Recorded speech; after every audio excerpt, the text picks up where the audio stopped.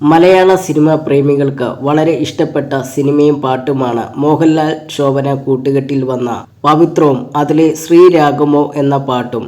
ഇന്നും ആ പാട്ടിന് ആരാധകർ ഏറെയാണ്.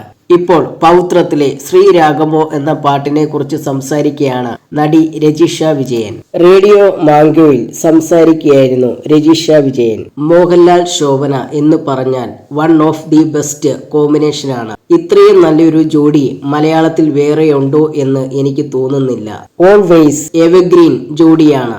ഏറ്റവും നല്ല പാട്ടുകൾക്കൊപ്പം അഭിനയിക്കാൻ ഭാഗ്യം കിട്ടിയൊരു നടനാണ് മോഹൻലാൽ സാറെന്ന് എനിക്ക് തോന്നിയിട്ടുണ്ട്. ശരത് സാറിന്റെ മ്യൂസിക്കിൽ വന്ന പൗത്രത്തിലെ ശ്രീരാഗമോ എന്ന പാട്ട് എന്ത് ബ്യൂട്ടിഫുൾ ആണ്. നമുക്ക് ജന്മത്തിൽ പാടാൻ പറ്റാത്ത പാട്ടാണ് അത്.